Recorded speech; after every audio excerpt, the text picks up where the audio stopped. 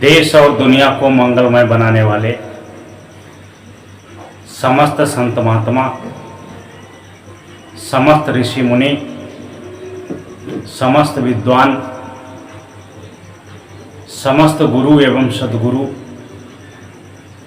समस्त देश के वीर वीरांगनाएं, जिनकी वजह से आज देश में अमन और चैन की बहार है। विश्व कल्याण करने वाले, मानव जीवन का कल्याण करने वाले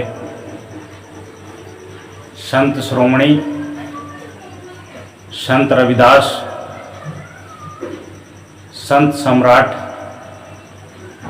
संत कबीर साहब के पावन चरणों का स्मरण करते हुए, उनको श्रद्धा सुमन अर्पित करते हुए, उनके आशीर्वाद से, उनके पुण्य प्रताप से ग्राम तेंदुआ कंजा मोहम्मदी खीरी के श्रोताओं के पुण्य प्रताप से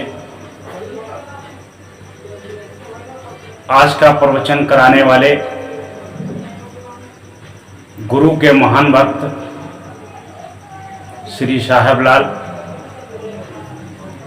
उनकी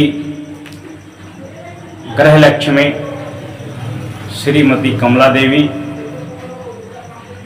उनके 4 सपुत्र व उनकी लोकप्रिय सबसे लाडली पुत्री सुश्री मोनिका सिंह, जो रुहेलखंड बंथरा मेडिकल कॉलेज में किसी अच्छे पद पर आरूढ़ है। बहुत दिनों से उनकी मनोकामना थी, ईश्वर से अपेक्षा थी कि एमए तक की पढ़ाई करने के बाद में घर बैठकर चूल्हा चौका करूं, भाई भतीजों के कपड़े धोऊं और उन्हें नहलाऊं। ये उनसे बर्दाश्त नहीं होता था। उन्हें लगता था कि इतने संघर्षों से मैंने शिक्षा अध्ययन की है, तो उस शिक्षा का सही उपयोग होना चाहिए। मुझे किसी सरकारी सेवा में अथवा अर्ध सरकारी सेवा में अच्छे पद पर आरूढ़ होने का और अपने पदी दायित्वों का निर्वहन करने को मिले, ऐसी उनकी इच्छा थी, ऐसी उनकी तमन्ना थी। ईश्वर और गुरु की कृपा से उनको रुहेलखंड मेडिकल कॉलेज बंथरा में अच्छे पद पर नियुक्ति मिली, जिसकी खुशी में वह आज गुरु का प्रवचन अपने ग्राम तेंदुआ कंजा में संपन्न करा रही हैं। उन्होंने सभी भक्तों के लिए हलवा और पूड़ी पकवान का भी इंतजाम किया है। आप देख सकते हैं कि उधर पूड़ी सब्जी बन रही हैं। सभी से उनकी तरफ से अनुरोध है कि सभी भक्त खाना खा पी करके जाएंगे, प्रसाद ग्रहण करके जाएंगे, ऐसे कोई नहीं जाएगा। अब हम चाहेंगे कि सभी लोग हमें सत्संग करने का आदेश दें, जिससे जीवन में किस प्रकार से, मनुष्य के जीवन में किस प्रकार से शुरुआत होती है, किस प्रकार से उसका जीवन व्यतीत होता है और किस प्रकार से मनुष्य जीवन में दुख भोगता है, किस प्रकार से मनुष्य जीवन में सुख शांति प्राप्त कर सकता है। आज इसी विषय को लेकर हम चर्चा करेंगे। आज का हमारा विषय है कि मनुष्य अपनी मां के गर्भ से 2.5-3 किलो का वजन लेकर के उत्पन्न होता है। रोते रोते वह पृथ्वी पर आता है। जब पृथ्वी पर आंख खोलता है तो उसे पृथ्वी पर हो रहे दुख का आभास उसी समय हो जाता है, जिसकी वजह से वो रोता है। मनुष्य का जन्म रोते रोते होता है। जब धीरे धीरे 3 साल 4 साल क्लास करता है, तब उसको जीवन को महान बनाने के लिए उसके माता पिता शिक्षा अध्ययन करवाते हैं। जब वही बच्चा स्कूल जाता है तो रोते रोते स्कूल जाता है। वो नहीं चाहता है कि मैं स्कूल जाऊं, फिर भी माँ बाप उसके उज्जवल भविष्य के लिए उसे विद्यालय भेजते हैं और विद्यालय भी रोते रोते जाता है। धीरे धीरे बच्चा किशोरावस्था में प्रवेश करता है। जब किशोरावस्था में प्रवेश करता है तो दुनिया के आकर्षक खिलौनों में मोहित होकर के कभी खिलौनों के लिए रोता है, तो कभी मोबाइल के लिए रोता है, तो कभी टीवी के लिए रोता है, तो कभी घड़ी साइकिल मोटरसाइकिल के लिए रोता है। धीरे धीरे वही बच्चा और बड़ा होता है। जब उसकी अवस्था 22-23 साल की हो जाती है, तब वो शादी के लिए रोता है कि सुंदर पत्नी मिल जाए, सुंदर पति मिल जाए। शादी होने के बाद 1-2 साल तक खुश रहता है, बाद में कहीं पत्नी के रुलाने से रोता है, कहीं पति के रुलाने से पत्नी रोती है। धीरे धीरे जैसे उसकी अवस्था बढ़ती है, वैसे वैसे उसके टेंशन दुख दर्द बढ़ते हैं। कभी महिलाएं साड़ी के लिए रोती हैं, कभी चूड़ी कंगन के लिए रोती हैं, तो कभी सोना चांदी के लिए रोती हैं। पुरुष कभी मकान के लिए रोते हैं, तो कभी गाड़ी के लिए रोते हैं, कभी महिलाओं के रुलाने से रोते हैं। धीरे धीरे अवस्था बुढ़ापे की ओर जाने लगती है, तो वही व्यक्ति जो जीवन में कुछ नहीं कर पाया, पश्चाताप की आग में रोता है। और बहुत से लोग जवानी की अवस्था में वासना की भी आग में जलते हैं। वो चाहे स्त्री हो चाहे पुरुष हो, धीरे धीरे रोते रोते एक दिन उसका जीवन 100 वर्ष की आयु पूर्ण कर लेता है और जिंदगी में कभी भी उसको सुख के दर्शन नहीं होते हैं। सवाल इस बात का है कि जिंदगी में सुख है कि नहीं, और सुख है तो कहाँ है, सुख मिले तो किस प्रकार मिले। इसमें हमारे देश के महान विद्वान, महान ऋषि मुनि, महान तपेश्वरी ने जीवन जीने की कला को व्याख्यान किया है। भगवत गीता में भगवान श्री कृष्ण ने 720 श्लोकों का जाप किया था, जो कृष्ण ने अर्जुन को बताए थे कि मनुष्य किस प्रकार से जीवन जीना चाहिए और अपने जीवन को सुख बना सकता है। भगवान महावीर ने जीवन जीने की कला सिखाई थी। भगवान गौतम बुद्ध ने जीवन जीने की कला सिखाई थी। संत कबीर ने जीवन जीने की कला सिखाई थी। संत रविदास ने भी जीवन जीने की कला सिखाई थी कि किस प्रकार से मनुष्य जीवन में सुख और शांति प्राप्त कर सकता है। मनुष्य हड्डी मांस का पुतला है। इसके अंदर 5 तत्वों से बना हुआ शरीर हड्डी मांस का पुतला के सिवा और कुछ नहीं है। फिर भी मनुष्य को सबसे बड़ा माना गया है। क्यों माना गया है? कि मानुष तेरा गुण बड़ा। मनुष्य के अंदर जो जो गुण होते हैं वो किसी अन्य जीव में नहीं हो सकते हैं। इसलिए मनुष्य के गुण को इतना महान बना दिया गया है कि मनुष्य से, साधारण मनुष्य से मनुष्य भगवान की श्रेणी पदवी पा लेता है। भगवान कृष्ण साधारण से भगवान बन गए भगवान राम साधारण बालक से भगवान बन गए। संत कबीर ने इस विषय पर एक दोहा लिखा है कि मानस तेरा गुण बड़ा, मानस तेरा गुण बड़ा, मानस नावे काम, हार न होते आवरण त्वचा न वाजे वाद। मानस तेरा गुण बड़ा, मांस न आवे काज, हार न होते आवरण त्वचा न बाजे बाज। इसका अर्थ है कि हे मनुष्य, तेरा मांस भी काम में नहीं आता है।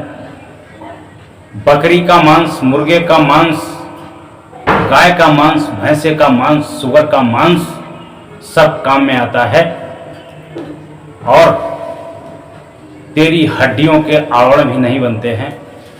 गाय की हड्डी, भैंस की हड्डी, बकरे की हड्डी, इसके सबके आभूषण बनते हैं, दवाइयाँ बनती हैं।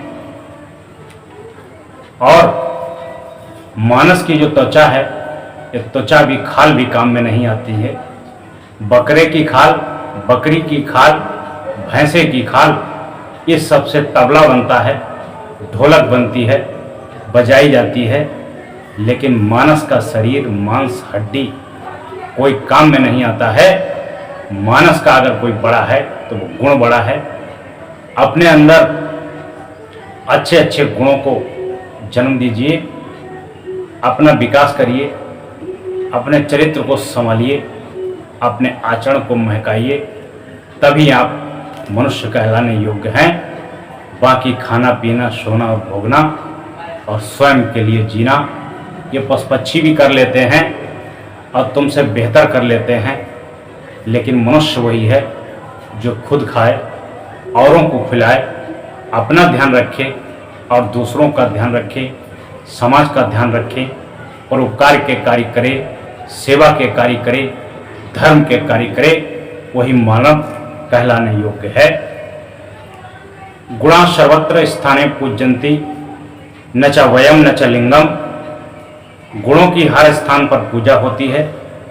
न जाति की पूजा होती है, न धर्म की पूजा होती है, न लिंग की पूजा होती है, न पद की पूजा होती है। पूजा गुणों की होती है। कोई व्यक्ति ब्राह्मण समाज में जन्म लिया है, अगर उसको विद्वान नहीं है, उसके अंदर विद्वता नहीं है, तो वह व्यक्ति पूजनीय नहीं है। अगर कोई स्त्री है या कोई पुरुष है, इस बात से भी फर्क नहीं पड़ता है वो कितना योग्य है, कितना विद्वान है, कितना गुणवान है। इस सब से उसकी पूजा होती है और उसके गुणों से ही उसका आकलन किया जाता है। आपने देखा होगा, घर की साधारण महिला, उसको लोग कितना मानते हैं, और वही एक महिला आपके प्रदेश में, जनपद में एसपी बनकर आ जाए, कलेक्टर बन के आ जाए, डीएसपी बन के आ जाए, फिर उसका सम्मान देखिए। अगर वही विधायक मंत्री बन के आ जाए, मायावती जैसे मुख्यमंत्री बन के आ जाए, द्रौपदी मुर्मू जैसे राष्ट्रपति बन के आ जाए, फिर उसका सम्मान देखिए। गुणों की हर स्थान पर पूजा होती है। न जाति की होती है, न लिंग की होती है, न भेदभाव की होती है। और बड़े बड़े पदों पर आरूढ़ व्यक्ति पद की भी महिमा गिरा देते हैं। बहुत जगह आपने देखा होगा, अच्छे अच्छे पदों पर आरूढ़ लोग किसी के प्रभाव में, किसी के दबाव में अपनी किस्मत से उच्च पद पा गए हैं, लेकिन उनको पद चलाने योग्य सामर्थ्य नहीं है, विवेक नहीं है, बुद्धि नहीं है। वह लोग अपना पद नहीं चला पाते हैं। विकलांग की भांति एक दूसरे का सहारा लेते हैं, बार बार उससे पूछते हैं कि ये कार्य कैसे होगा, वो कार्य कैसे होगा, ये कार्य करेंगे तो क्या रिजल्ट आएगा, वो कार्य करेंगे तो क्या रिजल्ट आएगा। सिवाय बैसाखी पे चलने के अलावा पद की गरिमा खत्म हो जाती है। और बहुत से लोग गुणवान ऐसे होते हैं जो अपने ऊंचे से पद पर बैठे हुए आदमी को चलाते हैं, और वो व्यक्ति पीछे पीछे थैला लेकर के चलता है। ये गुणों की महिमा है। गोधन गज धन बाज धन और रतन धन खान, जब आवे संतोष धन सब धन धूरि समान। जीवन में गम खाने से बड़ा कोई भोजन नहीं है। जो जीवन में गम खा लेता है उसके दुख दूर हो जाते हैं, और जो गम नहीं खाता है वह स्वयं दुनिया से कम हो जाता है। इसलिए सबसे अनुरोध करूंगा, घर हो, परिवार हो, गृहस्थी हो, ऑफिस हो, गम खाने का, सहनशीलता का गुण विकसित करिए। आपके जीवन में सुख बरसेगा, सुख शांति निवास करेगी। घर में सुख शांति लाने के लिए आपको अपनी भावना को पवित्र करना होगा। जब तक आपकी भावना पवित्र नहीं होगी तब तक आप जीवन में सुख शांति का दर्शन नहीं कर पाएंगे, सुख शांति का अनुभव नहीं कर पाएंगे। जब आपकी भावना पवित्र होगी, आप किसी के प्रति ईश्वर द्वेष नहीं रखेंगे, किसी के प्रति नफरत नहीं रखेंगे, किसी के प्रति राग द्वेष नहीं रखेंगे। जिसके बारे में सोचेंगे शुभ ही सोचेंगे, जिसके विषय में सोचेंगे अच्छा ही सोचेंगे।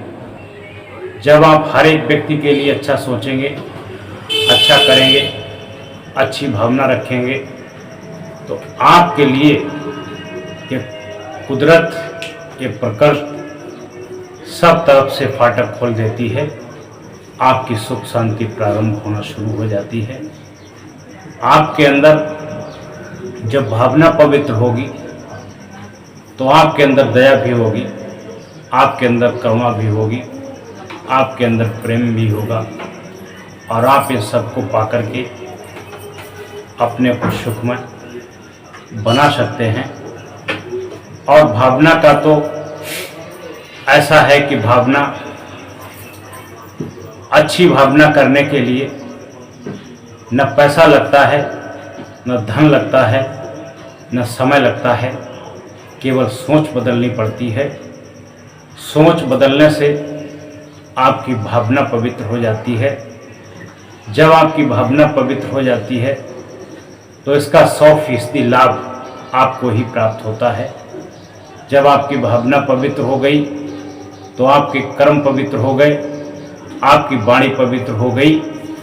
इन सब का लाभ आपको ही मिलता है। इसलिए भावना जितनी चाहे उतनी पवित्र कर लो और जितनी चाहे उतनी बिगाड़ लो। भावना पवित्र रखेंगे तो फिर 100% आपका ही लाभ होगा। यदि भावना बिगाड़ ली तो 100% नुकसान होगा। तो आपका होगा, जुआ खेलेंगे, दारू पिएंगे, गपशप करेंगे, झूठ बोलेंगे, चुगलबंदी करेंगे, इस सब से आपका नुकसान होगा। आपकी उन्नति रुक जाएगी। आपके लोग आपसे दूर भागने लगेंगे। आपके समाज में मान प्रतिष्ठा गिरने लगेगी। आप समाज में बेसुरे से दिखने लगेंगे। इसलिए अपनी भावना को पवित्र करिए। और दूसरा है, प्रेम जागृत करिए। यदि आपके अंदर प्रेम जागृत होता है तो आप अपने भाई के प्रति और स्नेह रखेंगे और प्रेम रखेंगे। भाई की गलती को माफ़ कर सकेंगे। पिता से प्रेम है तो पिता की गलती को माफ़ कर सकेंगे। पत्नी से प्रेम है तो पत्नी की गलती को माफ़ कर सकेंगे। पुत्र से प्रेम है, पुत्री से प्रेम है तो उनकी गलती को माफ़ कर देंगे। जब आपके अंदर क्षमा का इतना बड़ा गुण विकसित हो जाएगा तो आपको लड़ाई झगड़ा, दुनिया के फसाद की चिंताएं खत्म हो जाएंगी और आप एक शुद्ध बुद्ध आत्मा हो जाएंगे। इसलिए वो बहू खुश नहीं रह सकती है जो अपनी सासू को तंग करती है। वो सासू नहीं खुश रह सकती है जो अपनी बहू को तंग करती है। वह पुत्र नहीं खुश रह सकता है जो अपने पिता को नहीं खुश कर सकता है। वह पिता नहीं खुश रह सकता है जो अपने पुत्र को नहीं खुश कर सकता है।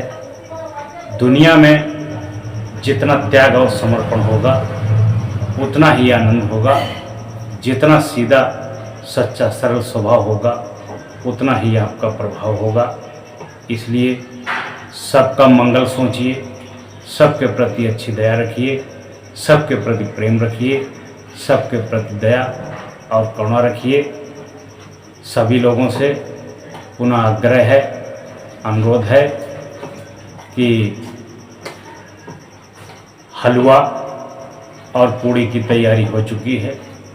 सभी भक्त हलवा का प्रसाद पूड़ी भंडारा खा करके जाएंगे और सत्संग कराने वाले को धन्यवाद भी देंगे। जय हो संत कबीर की।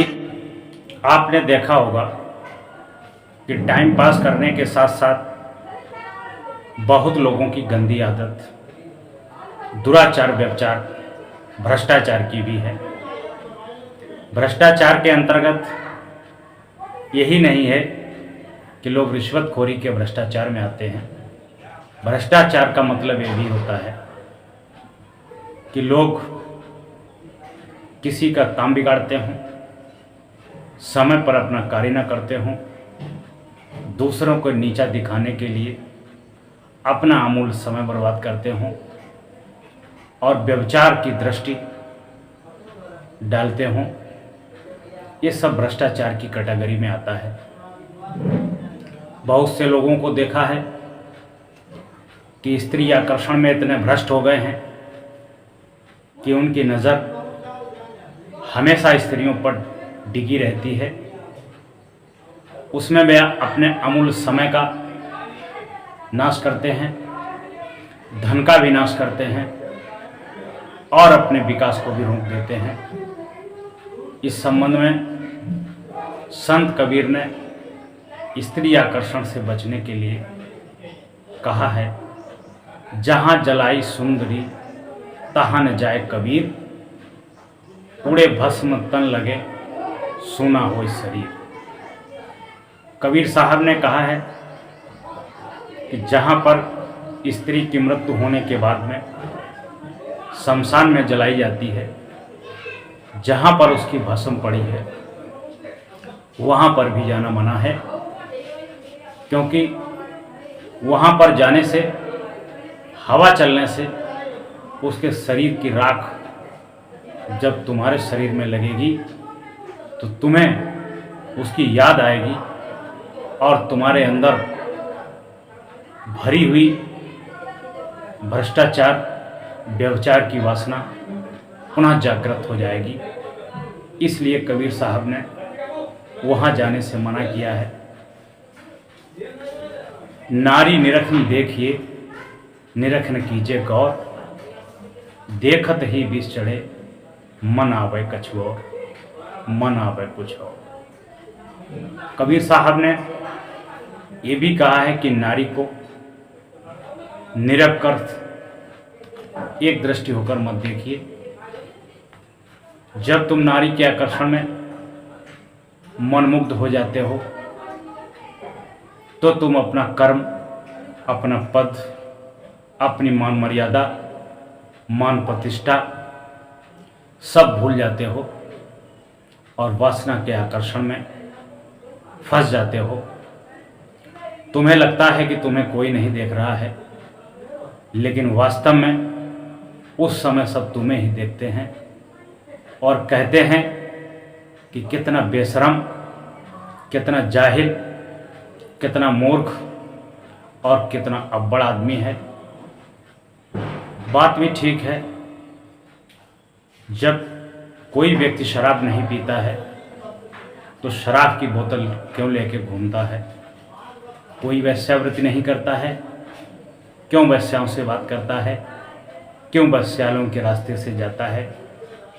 कोई शराब नहीं खरीदता है, क्यों मधुशाला की दुकान पर जाकर के खड़ा होता है? इससे प्रश्न उठता है, यदि वास्तव में तुम्हारे अंदर वासना नहीं है, झंकार नहीं है, क्यों स्त्री आकर्षण में फंसते हो? क्यों किसी से घंटे फालतू बात करते हो? क्यों किसी को बुला बुला करके बैठालते हो? क्यों बिना मतलब में खीसे निकालते हो? अपने काम से काम रखो, हर किसी को समान दृष्टि से देखो, तभी तुम इस माया मोह के प्रपंच से बच पाओगे, वरना वासना की आग में जल करके राख हो जाओगे, जल करके राख हो जाओगे। कितने लोगों को मैंने देखा है कि स्त्री आकर्षण में, स्त्री मोह में इतने अंधे हैं, किसी स्त्री को देख लें लार टपकाने लगते हैं, जब उनसे बातें करें तो लगता है कि दुनिया की धन दौलत संपदा इनको मिल गई और इन्हें अब किसी चीज़ की आवश्यकता नहीं है। उसमें बिल्कुल मनमुग्ध हो जाते हैं। ऐसे पुरुष स्त्री का समाज में कोई अस्तित्व नहीं होता है, क्योंकि समाज का सबसे गंदा, सबसे भद्दा अगर कोई कर्म है तो वो स्त्री आकर्षण, चरित्रहीनता है। अपने जीवन को धन्य बनाने के लिए जो कामांध हो जाते हैं, उनका वहीं से विनाश होने लगता है, वहीं से पतन होने लगता है। जीवन को धन्य बनाने के लिए काम, क्रोध, लोभ, मोह से आपको ऊपर उठना होगा, तभी आपका जीवन सुंदर होगा, स्वभाव सुंदर होगा, आचरण सुंदर होगा, चरित्र सुंदर होगा। जो लोग खाली टाइम पास करते हैं, कार्य के समय कार्य नहीं करते हैं, कार्य पर ध्यान नहीं देते हैं, फालतू के प्रपंच में पड़े रहते हैं, वह लोग फिर रात को अकेले में भी रोते हैं, दिन में भी रोते हैं। उनको रात को भी नींद नहीं आती है, दिन में भी चैन नहीं आता है, पूरा जीवन दुख दर्द में ही बीत जाता है।